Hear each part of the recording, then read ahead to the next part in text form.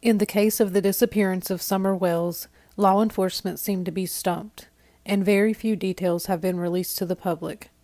All we can really do now is speculate or consider possibilities of what we think may have happened almost 1 year ago on June 15th.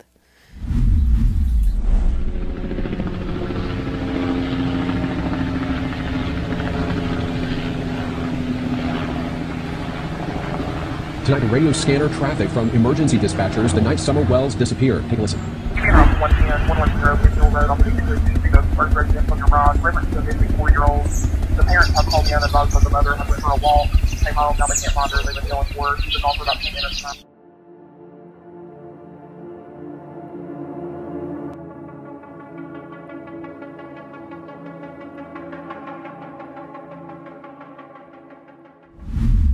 Investigators have stated that they believe that there is a very real possibility that Summer wandered off, despite the fact that they have turned the Beach Creek community upside down looking for her.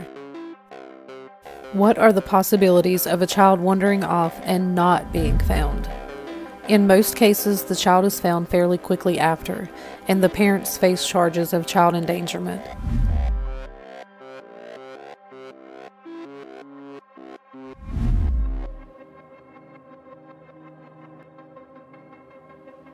This mother had been drinking and didn't notice that her 2-year-old daughter had been gone for 11 hours. She was found by a lady that was on her way to church, barefoot and crying, about a mile away from their home.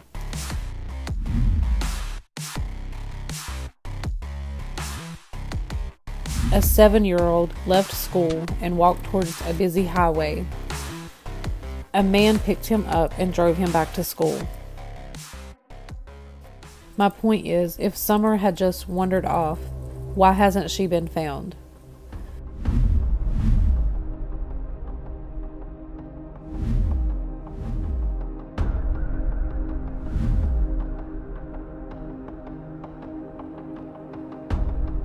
Dave Rader shared his frustrations with Hawkins County, stating that they were told to search the same areas over and over. He also said that he didn't believe that Summer Wells was in this area, or his team would have found her. Is it possible that law enforcement think that Summer could have wandered off and then was attacked by a wild animal?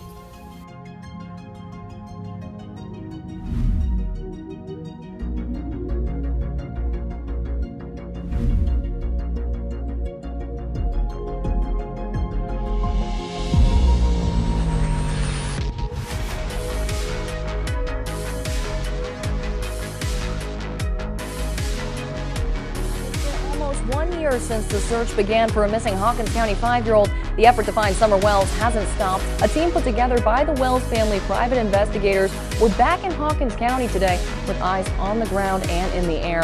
As they decompose, and it kind of kills everything around it, as everything grows back over time, it flourishes. It kind of creates a super fertile soil, and what you can detect on your infrared is the different color of the ground that you couldn't normally see with the naked eye.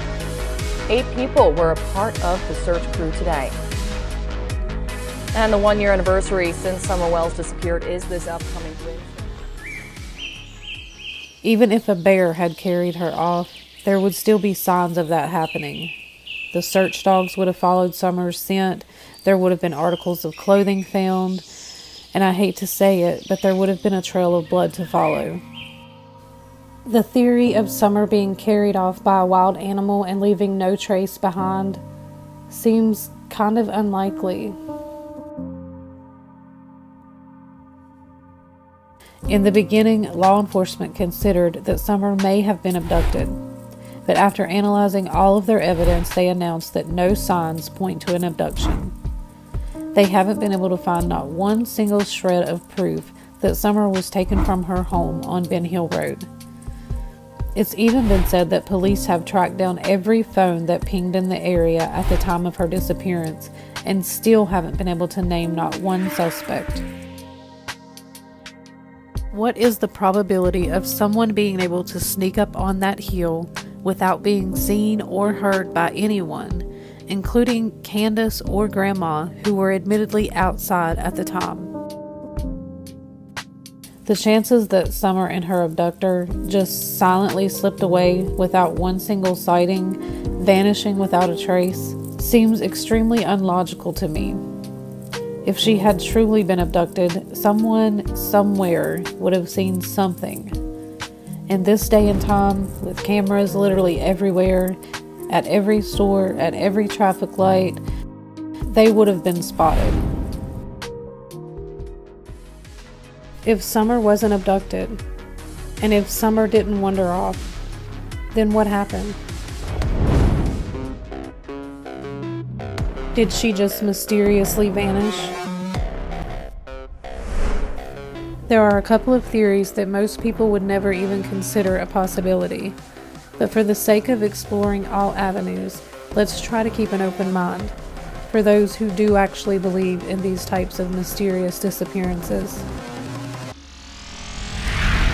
The world is full of stories and science and things that amaze and confound me every single day. Incredible mysteries that keep me awake at night. Some I can answer, and others just defy logic. Can we suddenly disappear without a trace?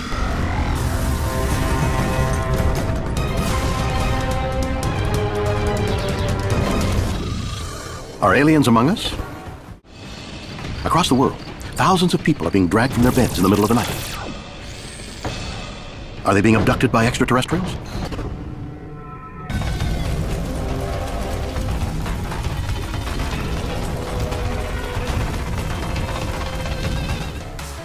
As crazy as it sounds, there actually have been sightings in East Tennessee.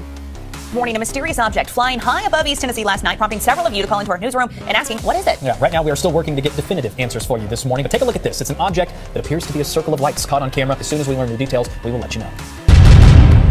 Y'all, what is that, y'all? We finna die. Oh my God, what is that? Y'all, what the is that? It may be some more coming because they've been coming in streaks. What the is that?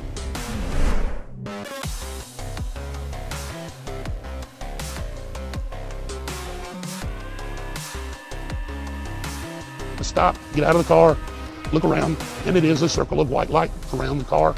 Got back in the car, closed the door, and when I did, the light went out. And in my mind, I still can't explain that one. As we approached Norris, and just north of it, Jerry says, what is that? But it was triangular in shape, had 3 lights on the sides. We could see that very well.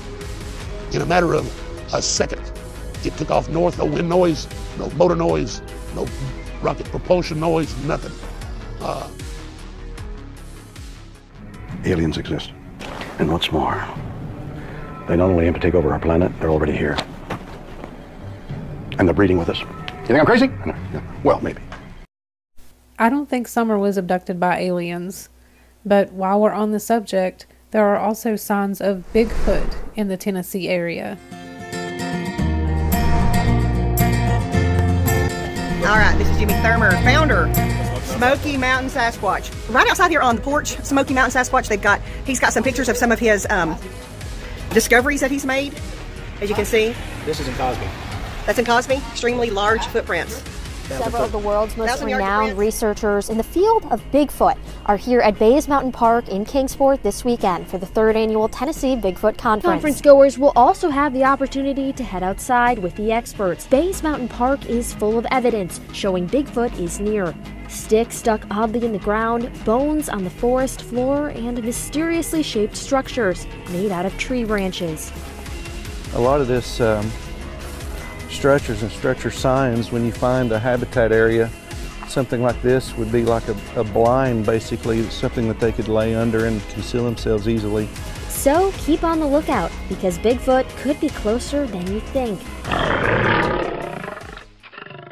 Okay. Let's get back to reality.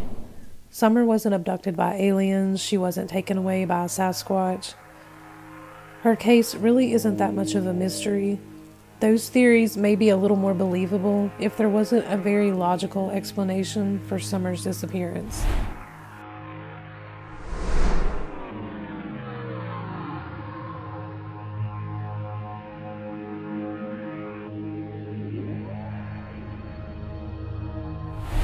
A lost, injured, or otherwise missing child is defined as a child who has disappeared under unknown circumstances, or a child who is too young to appropriately be considered an endangered runaway.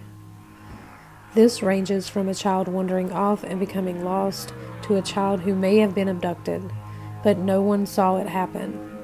These circumstances sometimes involve foul play, or those reporting the incident may attempt to cover up a crime involving the child. Statistics show that a huge percentage of the time the parents are the perpetrators.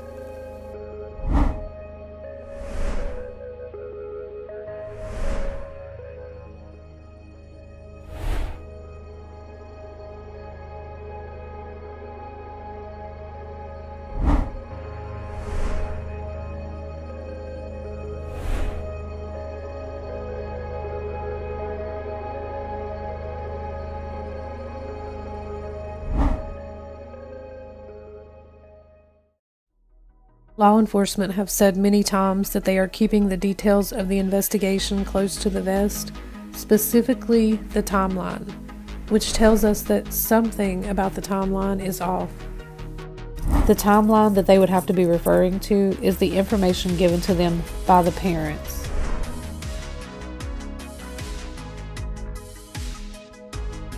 So there's no doubt in my mind that they know that there's a huge possibility that the parents are guilty of something. With everything that we now know about Don and Candus and the dynamics of their family, I would say that it's highly probable that the parents know more than they're willing to say. Even though investigators are careful not to name any suspects, we all know that the parents are likely the only suspects.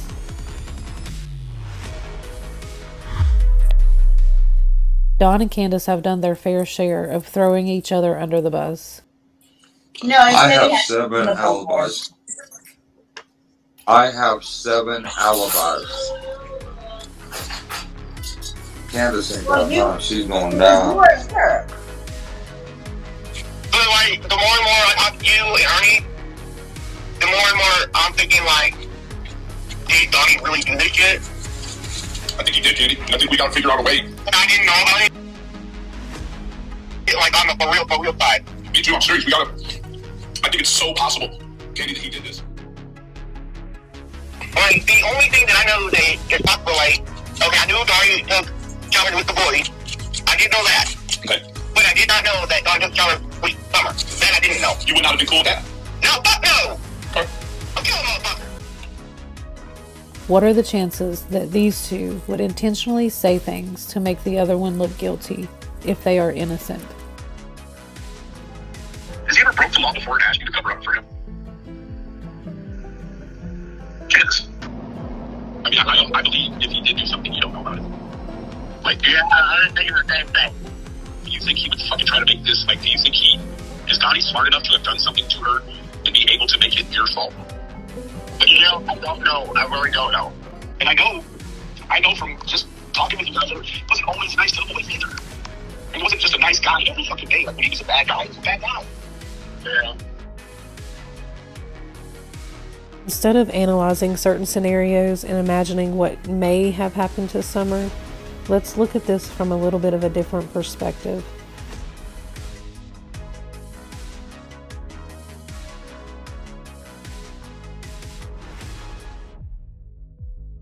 This woman, who has had every child that she's ever birthed taken away by Child Protective Services, what are the chances that she did not allow her current children to be put in dangerous situations?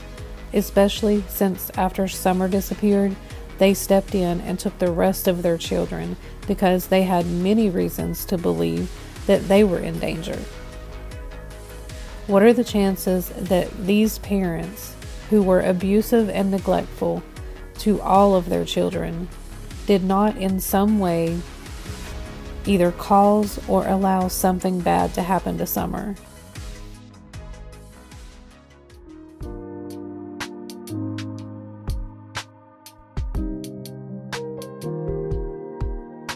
I hope that someone who loves Summer took her away and she's living her best life. But if that is not the case, and the majority of the public is right in thinking that Don and Candus have done something to hurt Summer, then I truly hope that they will do the right thing and give their daughter a final resting place, a place to sanctify a beginning and an end, and allow those who loved her to have a place to say their final goodbyes.